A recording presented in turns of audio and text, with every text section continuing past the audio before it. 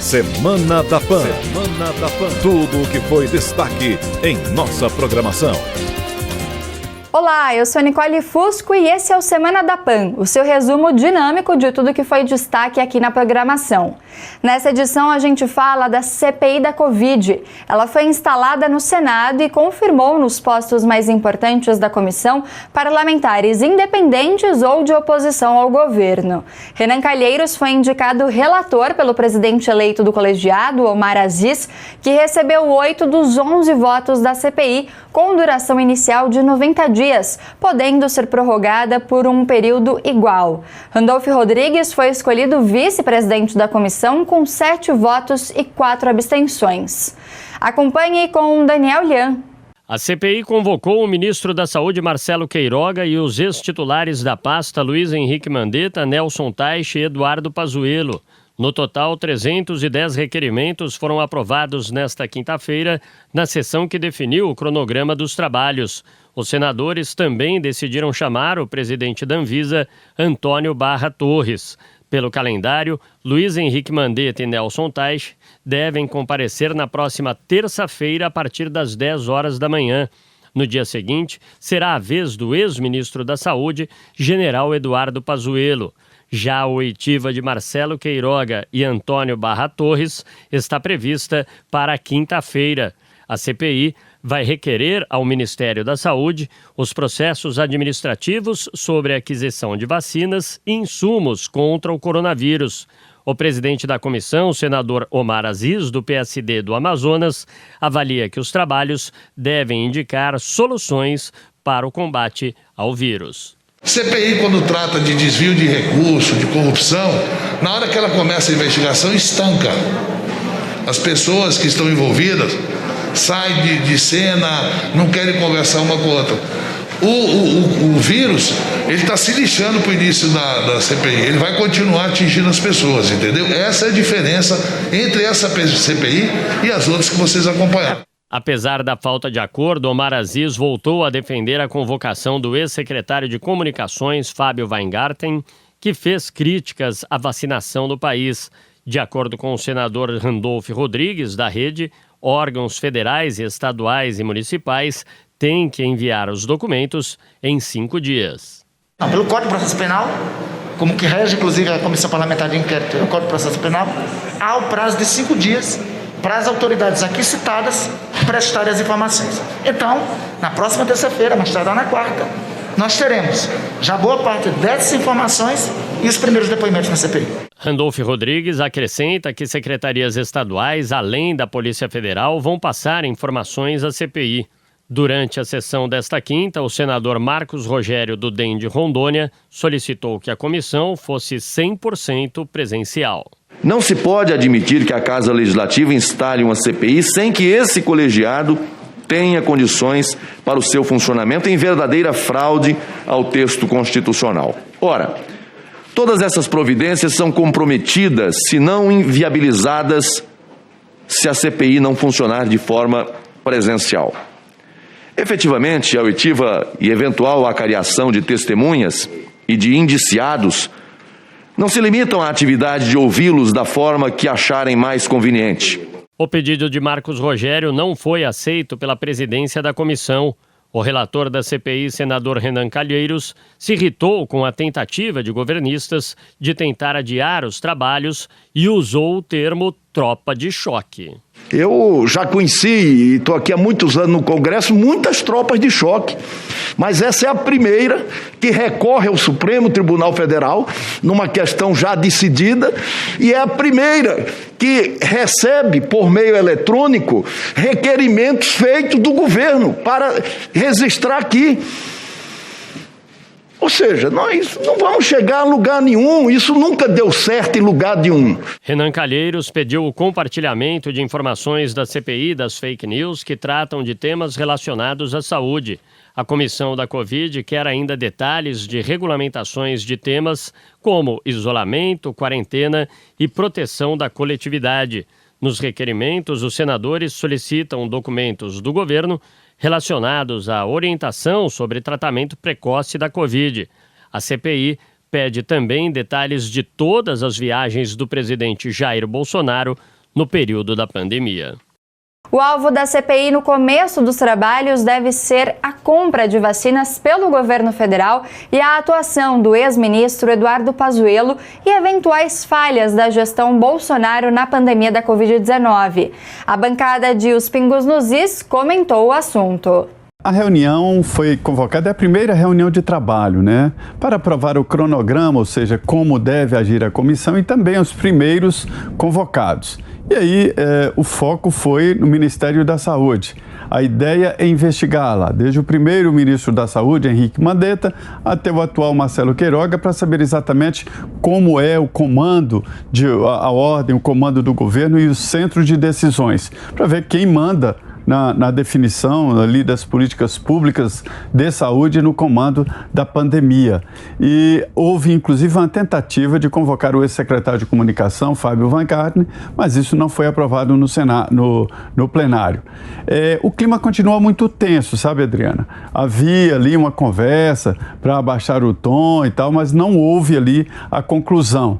O senador Jorginho Melo diz o seguinte, que ele vai continuar denunciando erros da CPI, a postura do relator, o senador Renan Calheiros, e do outro lado, o vice-presidente e autor do requerimento, o senador Randolfo Rodrigues, diz, e ele está certo, CPI não é lugar de acordão nem para o entendimento, ou seja, a tensão continua. E esse clima tenso acaba prejudicando tudo, porque fica muito emocional. Veja como está falando o relator aí. O relator não pode entrar em debate direto com integrantes da CPI, porque o relator seria uma espécie de juiz para ver, para investigar e fazer o relatório final. Aí a gente vê que o senador Renan Calheiros está visivelmente irritado, está atingido exatamente por essa verdade jogada na cara da CPI. Ele não pode investigar o próprio filho.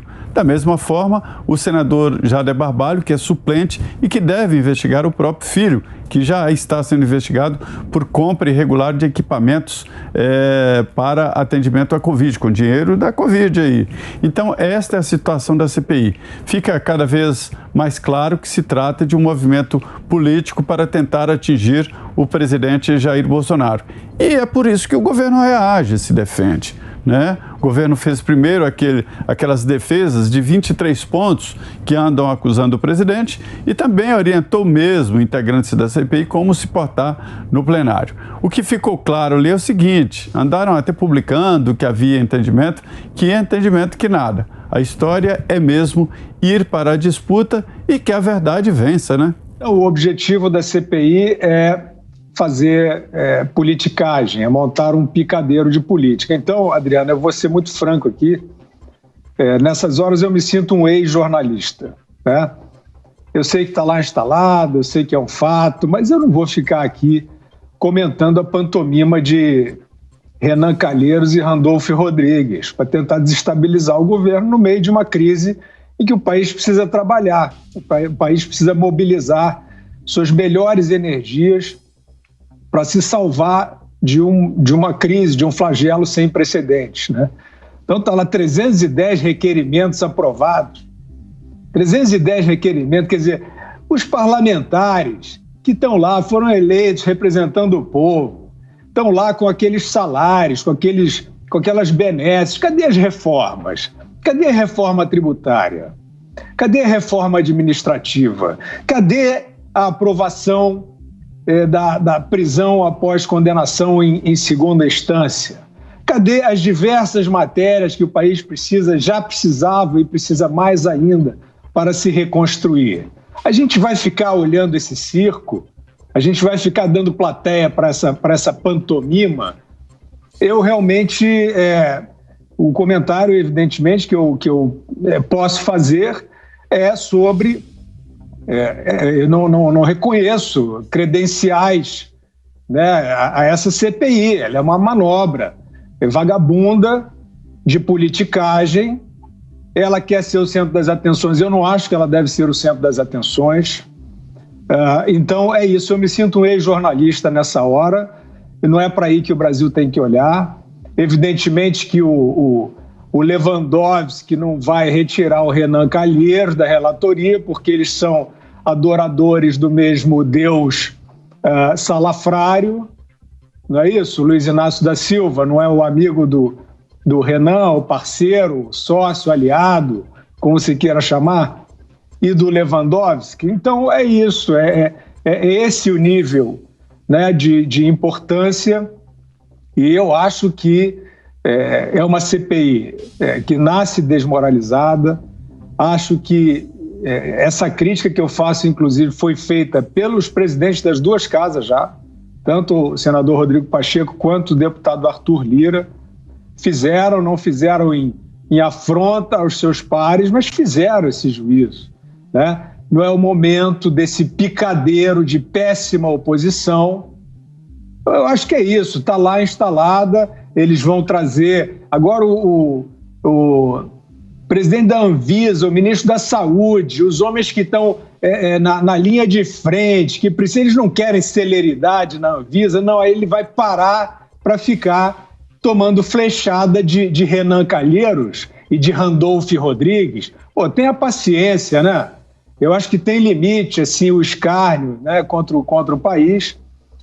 Ministro da Saúde, eles vão lá, né? Quer dizer, eu acho que a CPI vai ter relevância se ela entrar num eixo que eu acho pouquíssimo provável, realmente de investigação, mas existem as instâncias investigadoras, existe a Polícia Federal, existe o Ministério Público. O Covidão foi já desmascarado, né, já flagrado em boa medida e até punido por essas instituições. Essa CPI é uma legião, essa CPI é um absurdo, né? E eu acho que o país não deve dar a audiência de picadeiro que ela pretende. A última CPI produtiva que houve no Brasil foi a CPI dos Correios, que foi tão produtiva que acabou conhecida como CPI do Mensalão.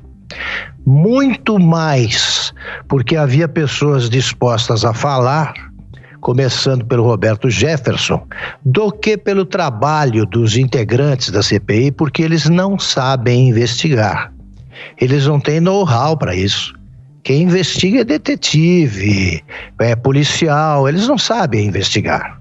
E nem querem investigar, eles querem atingir um determinado objetivo, provar que os mortos pela pandemia no Brasil foram vítimas de um genocida.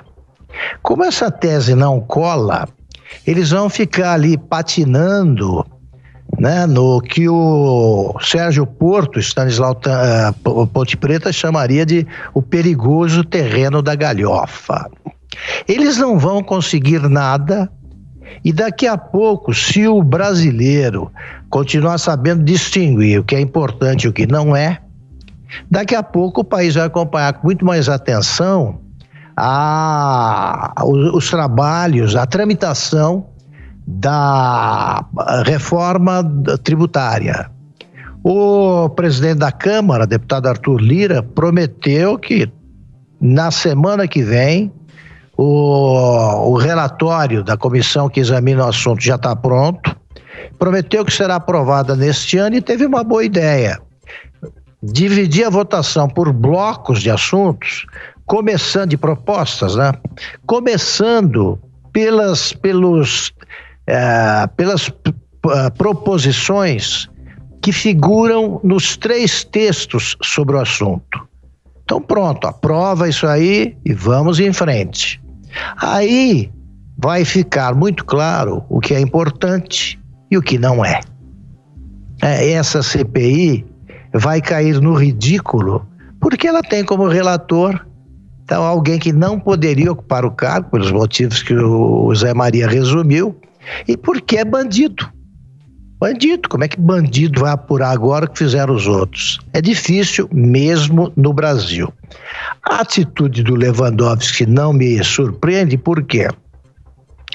Porque eu já disse aqui que certas demonstrações de covardia exigem mais bravura, mais coragem que atos de bravura em combate, de guerra, daqueles que merecem condecoração. Porque é preciso muita coragem para confirmar, para fazer o que faz e dizer o que diz o Lewandowski. Ele agora confirmou o Renan. O que é que se poderia esperar de alguém? Acho que a gente nem discutiu com vagar, né, e mais profundidade o que ele disse, mas ele declarou naquela sessão que considerou, oficializou, né, essa ideia torpe de que o Sérgio Moro, o processo contra o Lula deve ser anulado porque o Sérgio Moro foi parcial. Ele disse a certa altura num debate com o Luiz Roberto Barroso que as provas, chamando de provas aquela transcrição de debate, de conversas entre integrantes da Lava Jato, que eles foram vítimas de uma quadrilha de hackers, houve um crime. E no Brasil, desde que existe o primeiro tribunal, prova ilícita não vale. Ele disse que vale porque elas foram amplamente divulgadas e não contestadas. Ele acabou de validar, por exemplo, a confissão obtida sob tortura. Então você tortura um cara, o jeito revela, né, quem foi o cúmplice dele num assassinato.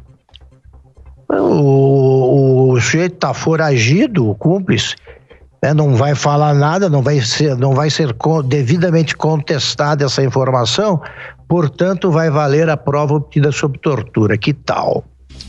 É a penúltima do Lewandowski, porque ele sempre se supera. Agora, um juiz que valida essa torpeza só pode liberar o Renan para fazer qualquer coisa e não merece o respeito do Brasil que presta. O cronograma e a instalação da CPI da Covid também reverberou no programa 3 em 1. A ação foi movida por parlamentares sobre a alegação de que o MDBista pode ter atuação parcial na CPI da Covid por ser pai do governador de Alagoas, Renan Filho. Bom, vamos nessa, avaliar aí todas essas falas iniciais, os primeiros movimentos da CPI da Covid-19. Constantino, e essa tropa de choque que o senador Renan Calheiros menciona? Ô Paulo, nenhuma surpresa na CPI e na postura dos envolvidos, né? Aliás, eu faço aqui um alerta, um disclaimer, na verdade, para os nossos ouvintes e telespectadores, que eu só vejo essa palhaçada, esse circo, por ossos do ofício, né? Porque eu preciso para comentar e tudo mais. Porque senão eu ocuparia meu tempo realmente com algo mais produtivo do que essa palhaçada. Veja, em relação primeiro à marca triste de 400 mil mortes, né? Estão usando isso, como desde o início na CPI, né, para sambar em cima de cadáveres para fazer politicagem. O prêmio da manchete mais canalha vai para a Folha de São Paulo, que publicou assim: com presidente negacionista e pouca vacina, Covid mata 400 mil no país. Que é o mesmo tipo de narrativa desses envolvidos na CPI, né? Renan Calheiros e a tropa de choque petista. Né? Já sabem quem é o culpado, querem criar uma narrativa, vai na mesma linha do que o Marcelo Freixo, do PSOL, também escreveu hoje, todos eles culpando o presidente. Veja, se a gente precisa de uma CPI para achar o culpado por essas mortes, suspende as CPIs, vamos parar de gastar dinheiro com isso, e a gente já tem a resposta, chama-se vírus chinês, o mesmo responsável pelas mortes no Uruguai, na Argentina, no Canadá, nos Estados Unidos, na Europa, na Índia e por aí vai. Então tudo isso é realmente pura politicagem. Eu recomendo que os nossos ouvintes e telespectadores digitem Omar Aziz Lula no Google para dar uma olhada nas fotos, nos textos, para ver como eles são próximos, né? O presidente da CPI é totalmente imparcial, né? O Renan é show de hipocrisia do começo ao fim, mas pelo menos por alguma pressão ele teve que deixar de fora aqueles últimos itens dos requerimentos bizarros dele, né? De CPI de fake news, a outra CPI circense. E por fim, Paulo, o Randolph Rodrigues, que, vamos lembrar, queria a CPI restrita ao governo federal, né? Ele hoje rebateu logo na largada o requerimento para convocar eventualmente ministros do Supremo.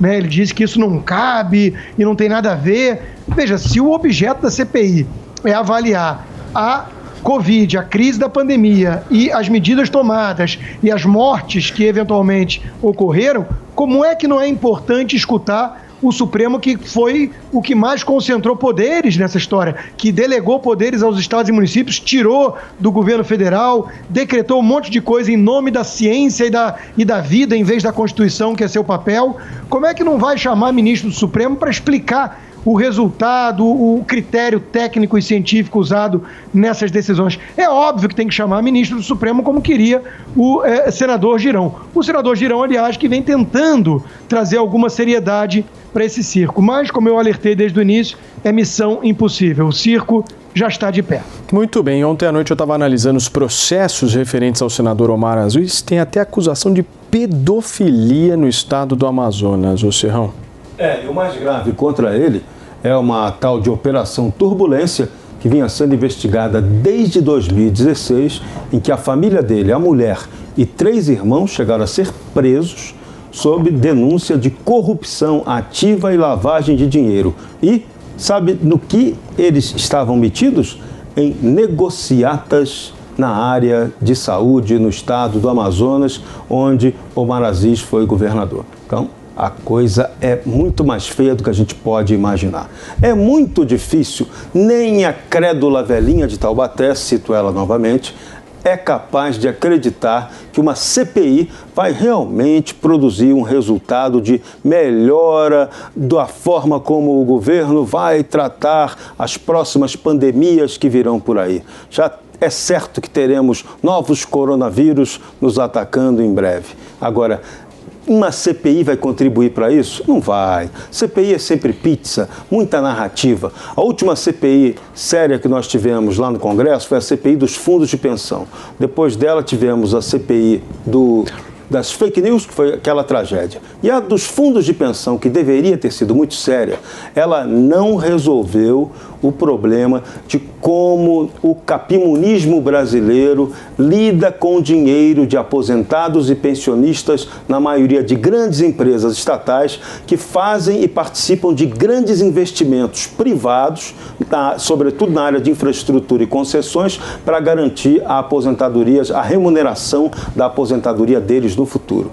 Tanto que, já vou até advertindo aqui, estamos muito perto de estourar um grande escândalo envolvendo uma grande empresa da área de infraestrutura, de concessões, com a má utilização dos recursos e aprovações de grana de fundos de pensão. Há aí risco de um rombo bilionário, pode chegar de 7 a 9 bilhões. E essa história está muito perto de estourar, sobrando para muita gente boa e grande no mercado financeiro e até no governo federal. Muito bem, minha querida Amanda Klein, eu quero saber de você como é que vai ser o comportamento dos senadores com o Luiz Henrique Mandetta. Haverá uma imparcialidade ou você acha que eles serão mais firmes com o Pazuello?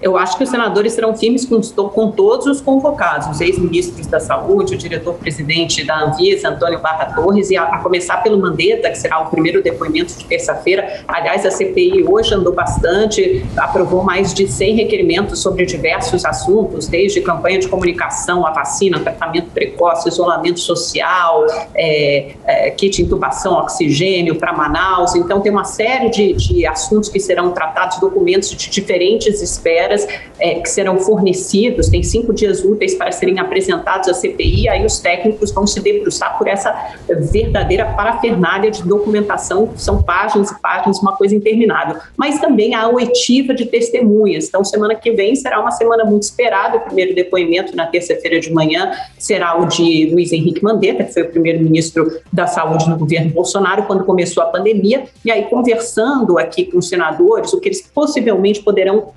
perguntar, inquirir a Mandetta, que é o seguinte: vão perguntar sobre EPI, teste, a implantação de leitos de UTI e também para Mandetta e Taixe. Houve uma intenção, houve uma tentativa intencional do governo Bolsonaro, de alguma forma, de se tentar chegar à imunidade de rebanho, ou seja, deixar o vírus circular livremente para tentar atingir a imunidade de rebanho, que hoje a gente sabe que é impraticável, que tem um custo altíssimo em número de mortes e é obviamente antiético, além de não ter nada a ver com uma política pública sanitária, tem mais a ver com eugenia do que com política pública sanitária. A forma forma de se chegar à imunidade de rebanho num país civilizado por meio da vacina. Mas, enfim, outros senadores me fizeram a seguinte avaliação, que o que as pessoas não estão prestando muita atenção é para o depoimento do Nelson Teich, que, segundo esse senador graduado com quem conversei, é uma pessoa que estava ali, ficou pouco tempo no Ministério, mas ele estava à frente da pasta quando começaram as primeiras negociações para a compra de vacinas.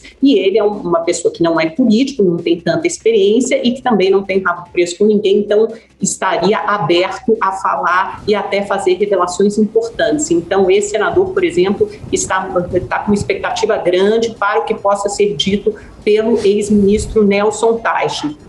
E ele me disse também que o principal foco vai ser siga a vacina. Eles querem esmiuçar, tentar entender, recontar essa história de como foi a compra pela vacina. Todos os contratos, todas as negociações, todos os contatos feitos com diferentes fabricantes. E esse mesmo senador me disse, olha, pode ter certeza que a partir do próximo dia 10, né, então sem ser a próxima semana a outra, serão convocados tanto o ex-secretário de comunicação, Fábio Weingarten, como o CEO da Pfizer. Então eles estão incluídos aí dessa missão. Agora, por outro lado, os senadores governistas também, né, que fazem parte dos 4 senadores da tropa de choque do governo, eles também conseguiram aprovar alguns requerimentos. Por exemplo, o senador Eduardo Girão me enviou vários requerimentos que ele aprovou hoje.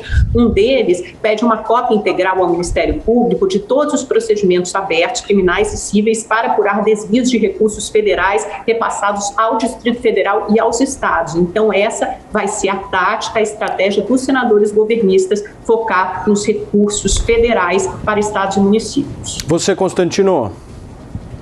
Não, só para lembrar uma coisa, né, em relação à imunidade de rebanho, que a Amanda rechaçou como uma coisa bárbara, sei lá que país civilizado algum faria, eu quero lembrar que se houvesse esse tipo de estratégia, né, se houve ou se houvesse, tem ou teria respaldo de cientistas, de analistas, de especialistas. E tem um país que não me parece muito bárbaro, chamado Suécia, que foi exatamente por esse caminho. Aliás, a curva é muito parecida à da Inglaterra e com menos mortes. E não fechou nada e apostou, por conta do seu especialista local, que não me parece ser um bolsonarista lá na Suécia, ele apostou exatamente nessa estratégia. Quero lembrar também que genocida, esse tipo de narrativa toda, né, que a gente vê, precisa contar com um fator chamado intenção, dolo, né? Quer dizer, é uma tentativa deliberada de exterminar. Se há especialistas apostando no caminho de imunidade de rebanho, isso não pode ser uma prática considerada genocida nesse sentido, e aí também a Suécia teria que ser colocada como genocídio. Por outro lado, a gente tem certeza, enquanto há muitas dúvidas sobre essas estratégias, a gente tem certeza dos impactos negativos do lockdown, né? Então eu quero só chamar a atenção, porque eu mencionei a manchete que ganhou o prêmio de canalice antes, né, da Folha. Quero chamar a atenção de uma outra manchete do UOL, que é o braço da Folha, né, sobre a questão do lockdown. Sem provas, Bolsonaro atribui perda de empregos a medidas restritivas. Eu fico imaginando o que seria a prova, né? Assim, você está proibido de abrir o bar e restaurante. 14 mil bares e restaurantes foram à falência. O eufemismo da mídia fala em fecharam, né? Foram à falência, bancarrota, quebraram, né? Se não é culpa das restrições deles abrirem, é de quem? De algum marciano? Amanda, quer falar? Quero falar que quase 400 mil pessoas morreram, né? Se 14 mil estabelecimentos foram à falência, 400 mil pessoas no Brasil, mais de 3 milhões no mundo inteiro morreram.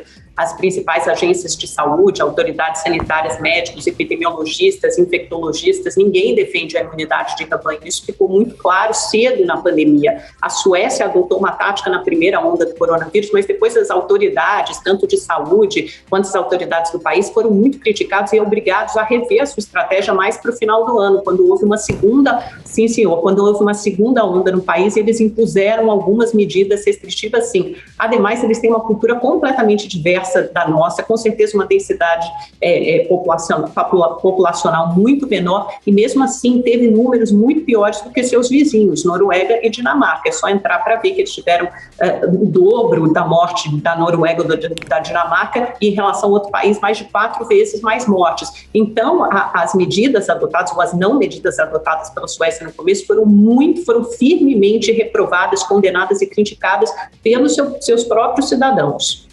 Vai lá, Constantino. Bom, a Suécia manteve tudo aberto o tempo todo. A Dinamarca, sim, tem um problema demográfico muito diferente, e é engraçado que sempre tem uma explicação, é que nem a Argentina, a gente não pode citar pela demografia também, mas a Argentina, que seguiu esse caminho todo científico, entre aspas, né, que a Amanda sempre defende aqui com tanto rigor, pelo menos no mínimo empolgação, que seria um substituto para embasamento científico, talvez no caso. A Argentina tem números péssimos, o Uruguai agora nem se fala, com o dobro de vacina que o Brasil tem, então não adianta repetir aqui o número de 400 mil mortes, né, ou 3 milhões no mundo, para monopolizar os fins nobres. Né, aconteceu porque nada foi feito, ou alguma coisa assim. Não, nós estamos analisando justamente que países com estratégias muito diferentes tiveram números de mortes muito altos, inclusive a Europa, que fica apontando o dedo e criticando lá no parlamento o Bolsonaro, mas tem números piores. Né? Então, realmente, é um show de hipocrisia, onde só se sustenta ideologia e narrativa, e não há nada de ciência nessa história. Eis o ponto, não há nada de ciência. E ainda sobre a CPI da Covid, o presidente Jair Bolsonaro fez uma live dizendo não temer as implicações da comissão em seu governo. Acompanhem na reportagem de Luciana Verdolim.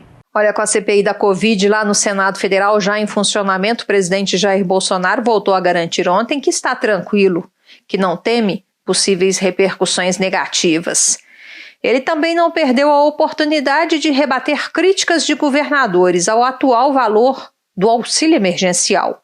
Segundo o presidente, o que o governo federal já gastou com benefício pode ser comparado a 10 anos do Bolsa Família.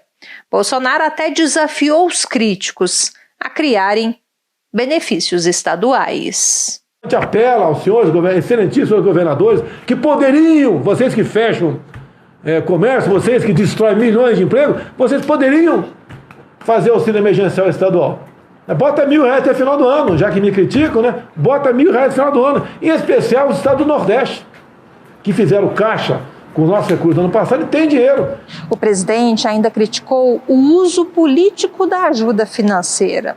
Ao lembrar que haverá eleições no ano que vem, Jair Bolsonaro mais uma vez defendeu a necessidade do voto impresso e criticou quem está utilizando a pandemia para se promover politicamente.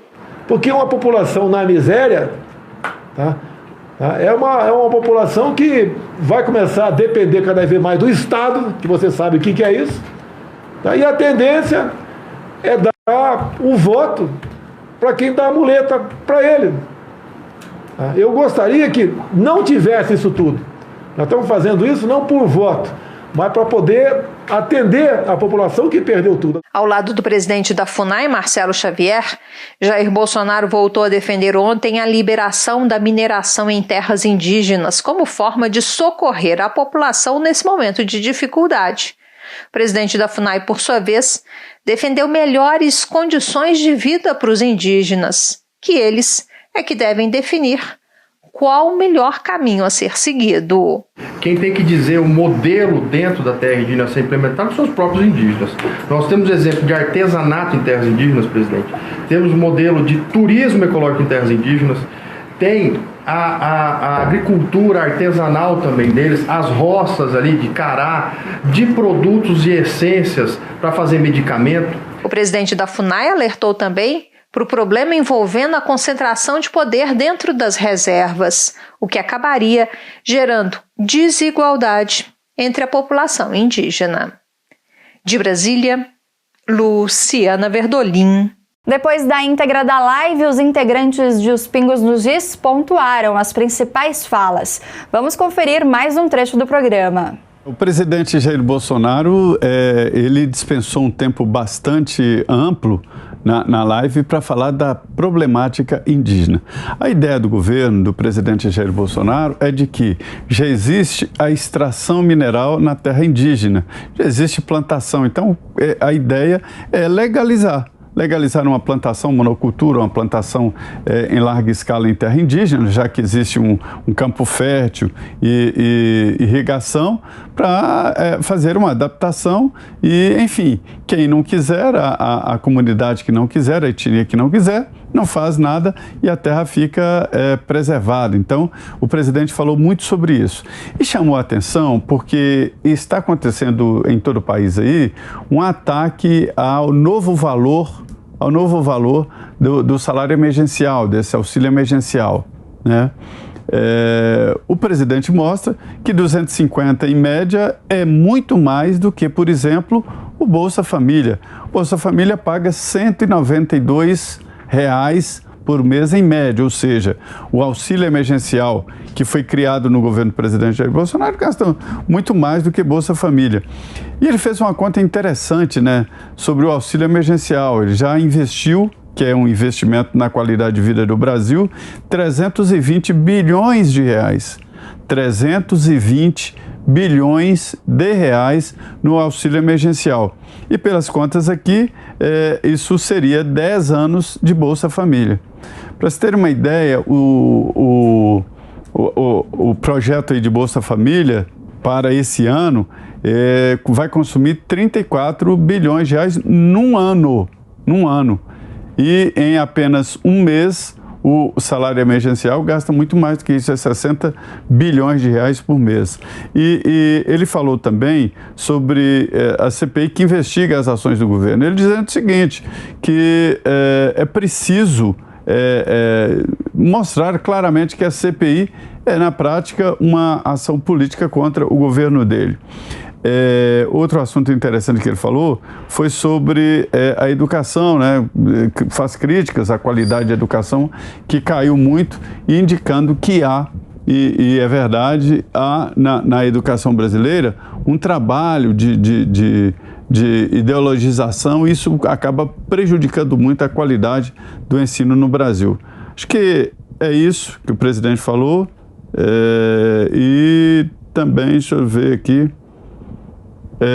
mas é isso, basicamente o presidente dispensou grande parte hoje da live na problemática indígena, chamando a atenção exatamente para o que quer o índio e o que querem as ONGs que se alimentam financeiramente desta bandeira. Pois é, só comunicar a gente aqui, eu comunico também que o Augusto Nunes precisou sair rapidinho, teve compromisso. Guilherme Fius, a gente segue agora com a sua análise. O que você destacaria da live de hoje? Não, é isso aí, esse ponto na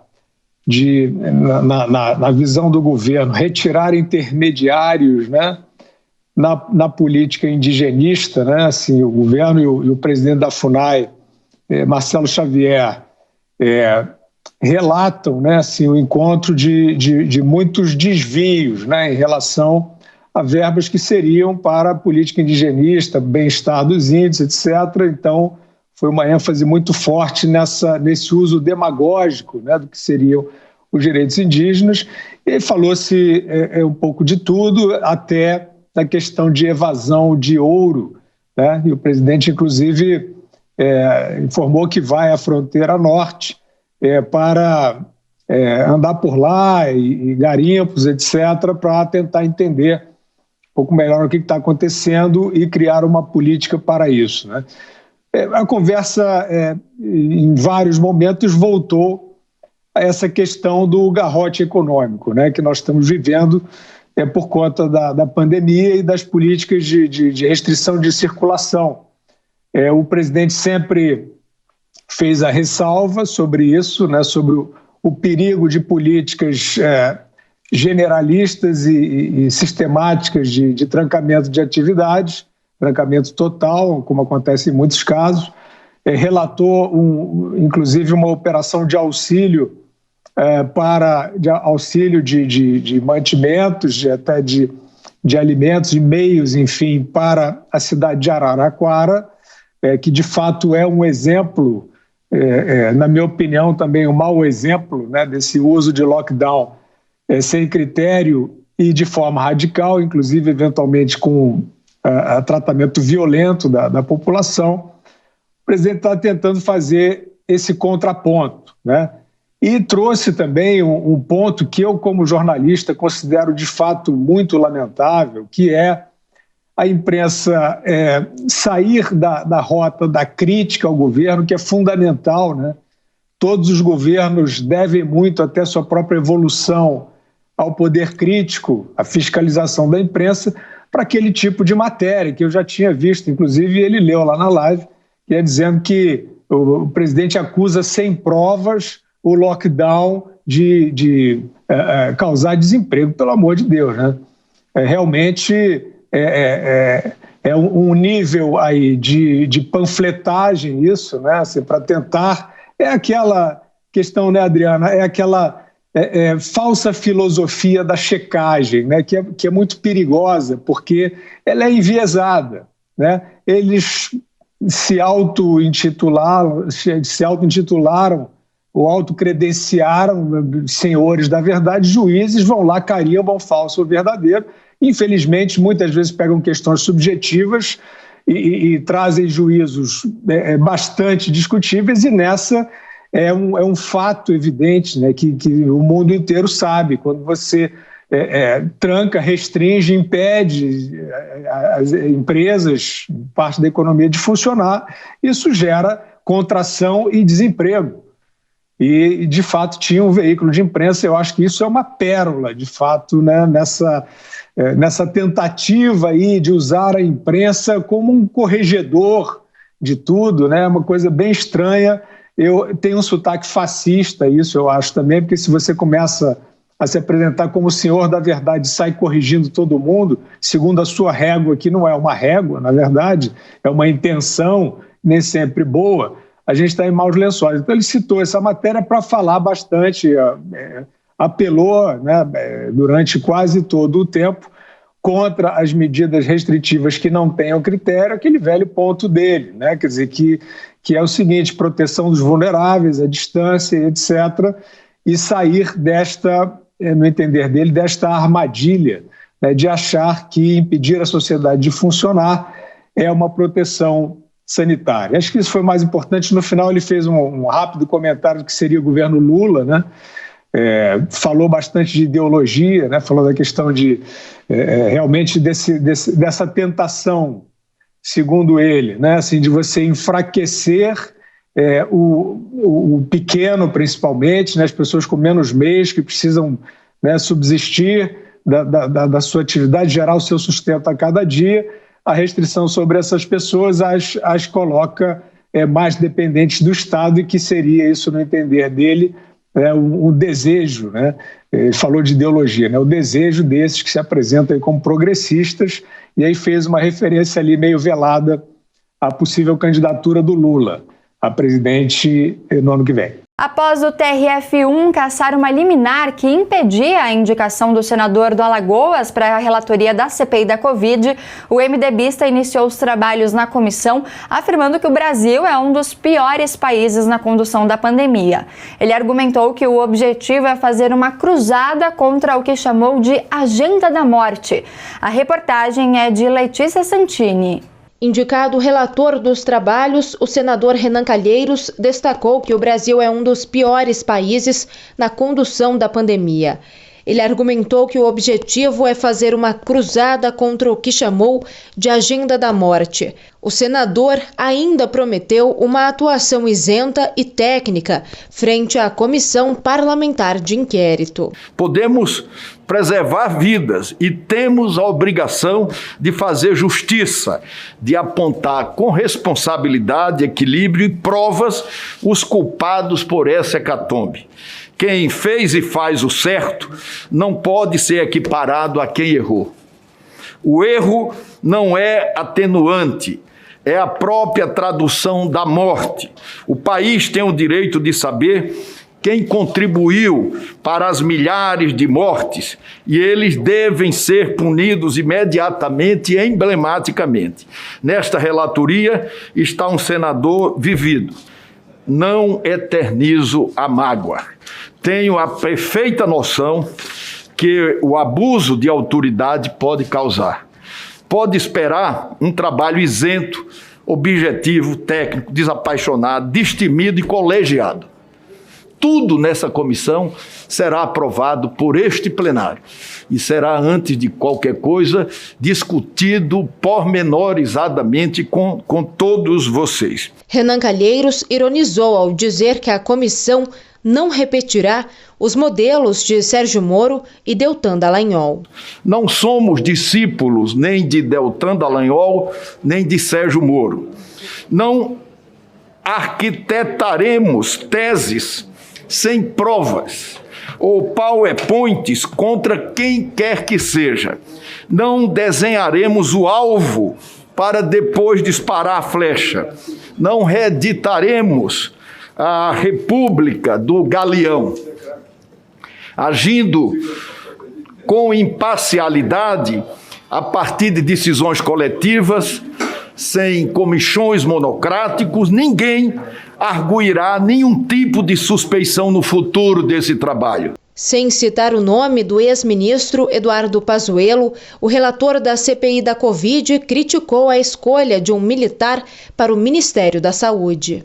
Imaginem, senhores senadores, senhor presidente, um epidemiologista conduzindo nossas tropas lá em Monte Castelo. Na pandemia, o Ministério da Saúde foi entregue a um não especialista, a um não general. O resultado fala por si só.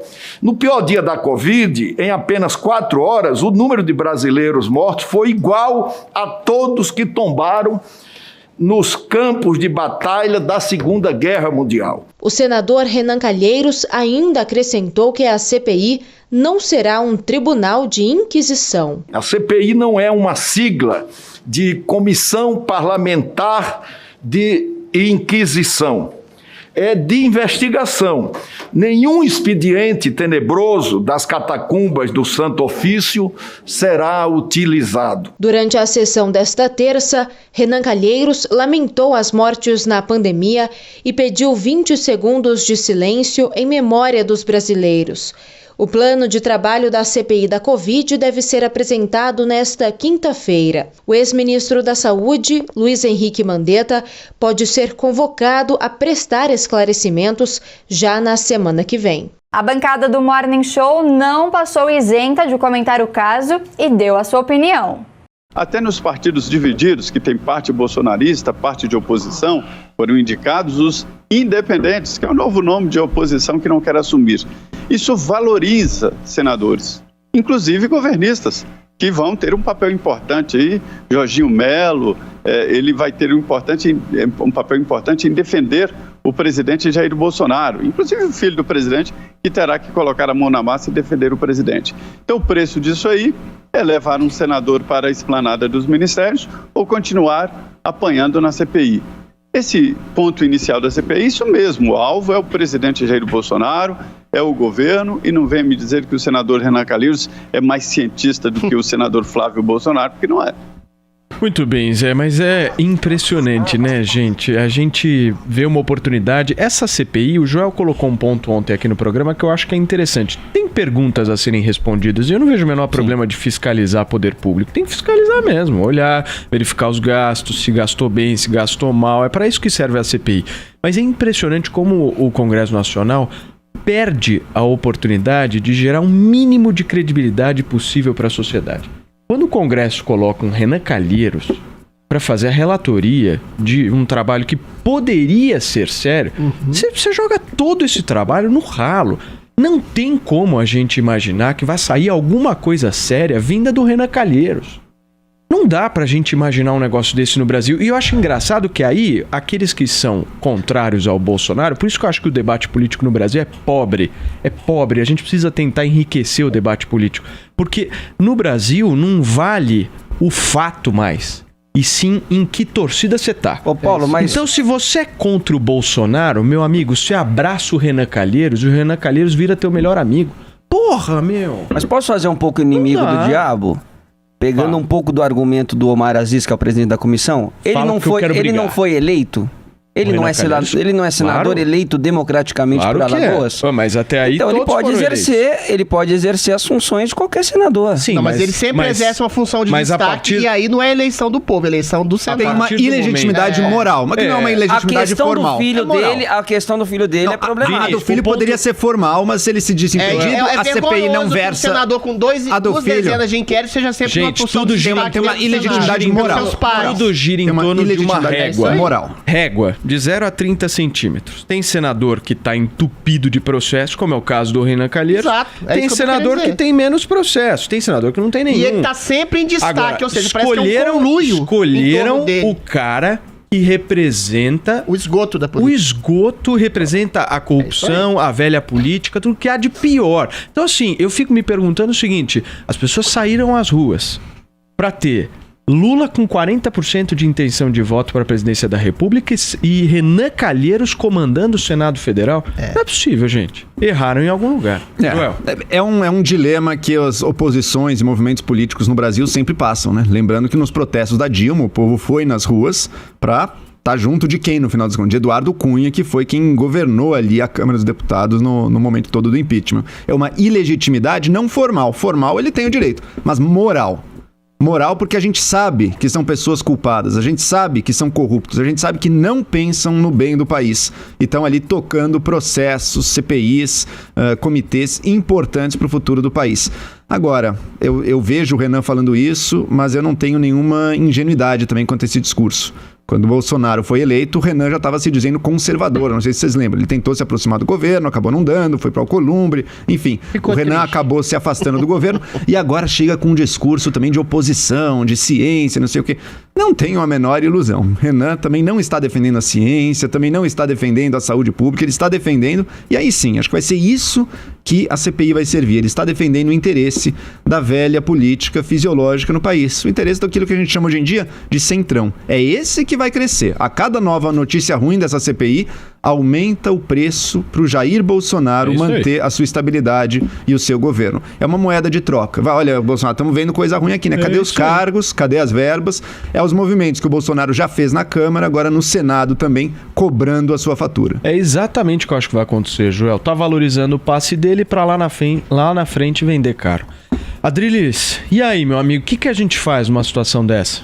A gente chora, a gente senta, a gente espera e a gente não espera nenhum tipo de esperança ou expectativa de algum tipo de responsabilidade real dessa CPI. Primeiro, uma CPI que nesse momento não deveria nem ter sido criada. A gente está no auge da pandemia, ainda que os números estejam baixando ultimamente, mas você fazer uma coisa simplesmente como projeção para a eleição de 22, de projeção política populista, com o propósito de demonizar, destruir o governo, para sambar em cima, para se cacifar para 22, é um escárnio e o povo percebe que é um escárnio, né?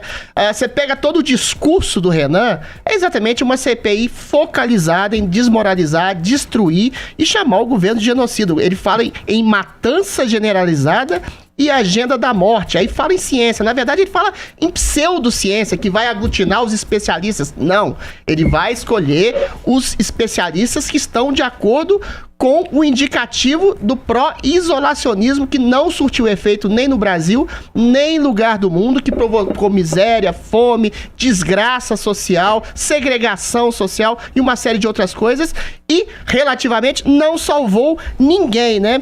Os especialistas isolacionistas que deveriam estar no banco dos réus para dizer qual a responsabilidade real que eles têm sobre esse combate a um vírus. A questão de vírus transmitido em superfícies, a questão da máscara, usa máscara, não usa máscara, a questão do tratamento precoce, que até hoje é debatida. Esse tipo de coisa não vai ser debatida na CPI.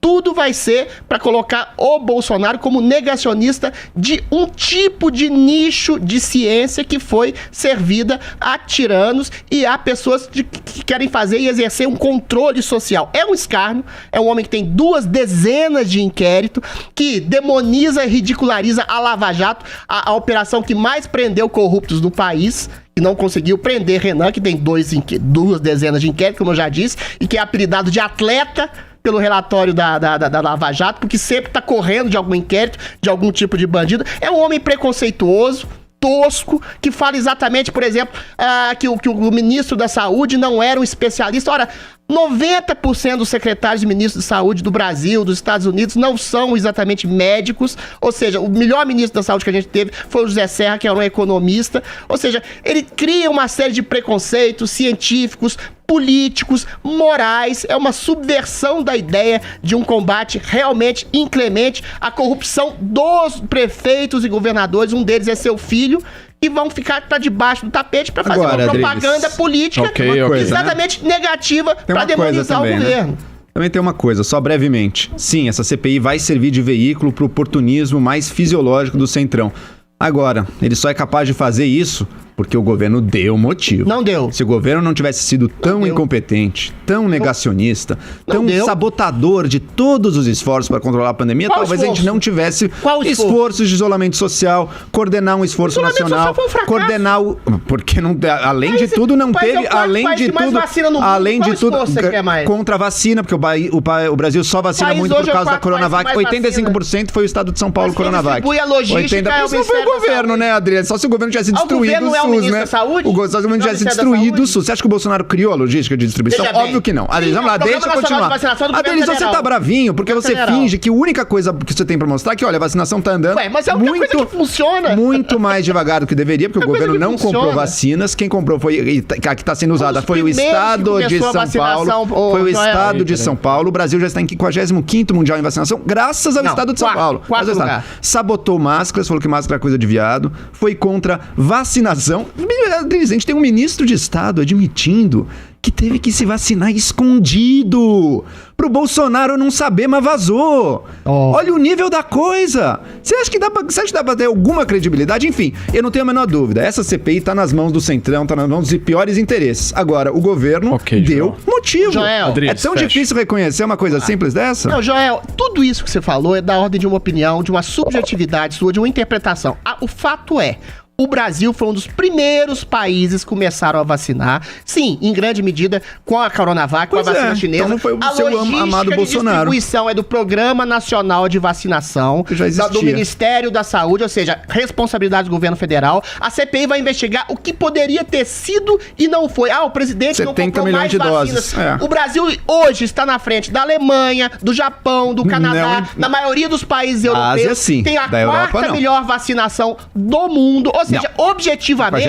o que você pode fazer? O governo é genocida. O Brasil não tá nem entre os 20 primeiros países de mortes por milhão de habitantes. O Brasil é o quarto país que mais vacina. O Brasil é um dos primeiros países a vacinar a sua população, graças à eficiência do Ministério da Saúde. O pior país da América Latina. Comprou vacinas e distribuiu vacinas de maneira eficiente. É simples. O que essa CPI vai investigar? Claro. O que poderia ter sido e não foi? Tudo que o governo foi negligente, Adriles. Claro.